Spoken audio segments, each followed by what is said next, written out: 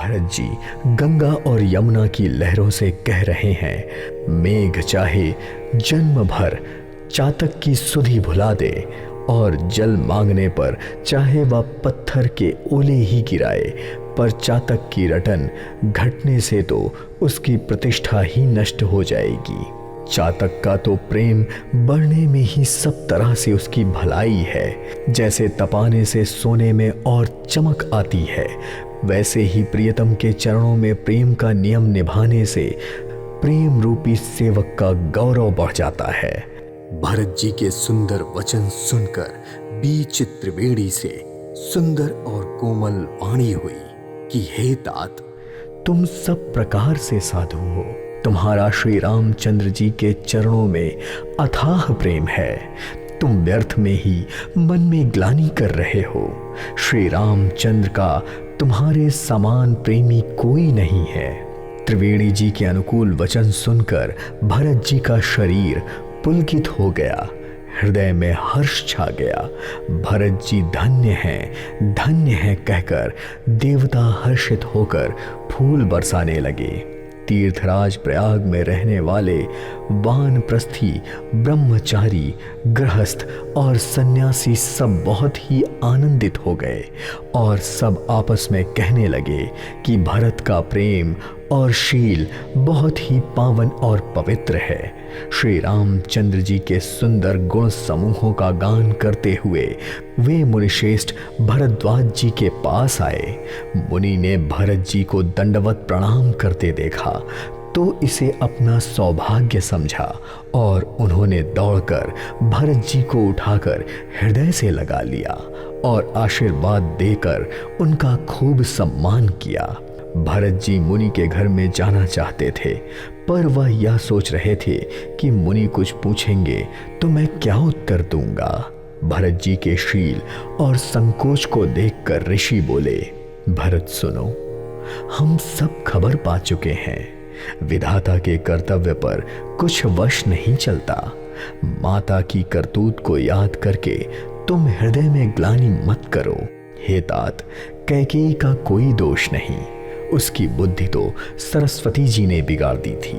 यह सब बताने पर भी उसे कोई भला ना कहेगा, क्योंकि लोक और वेद दोनों में ही ये मान्य है।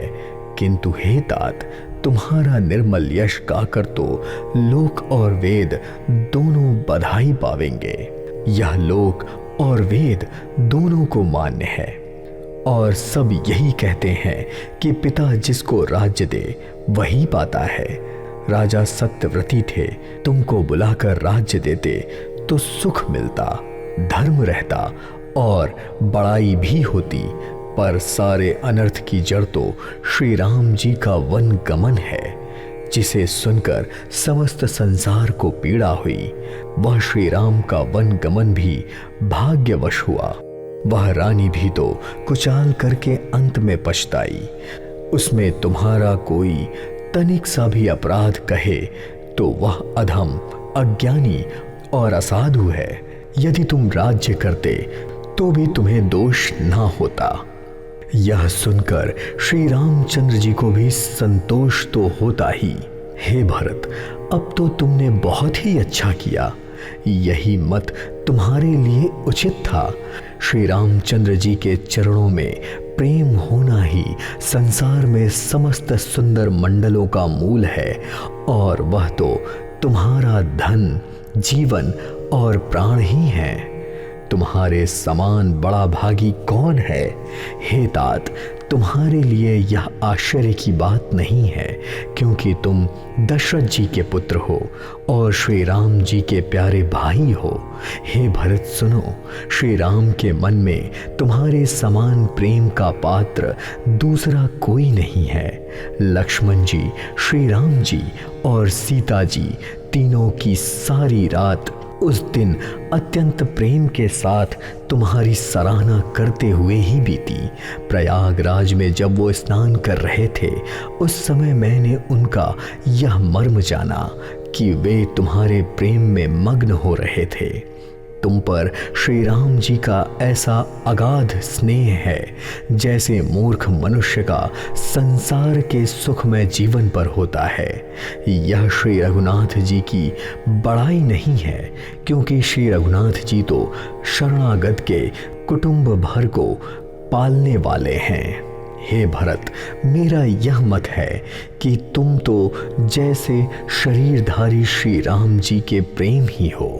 हे भरत, तुम्हारे लिए तुम्हारी समझ में यह कलंक है, पर हम सब के लिए तो उपदेश है कि श्री राम भक्ति रूपी रस की सिद्धि के लिए यह समय बड़ा शुभ हुआ है। हे तात, तुम्हारा यश निर्मल नवीन चंद्रमा है और श्री राम जी के दास कुमुद और चकोर हैं। यह चंद्रमा तो प्रतिदिन अस्त होता है और घटता है, जिससे कुमुद और चकोर को दुख होता है।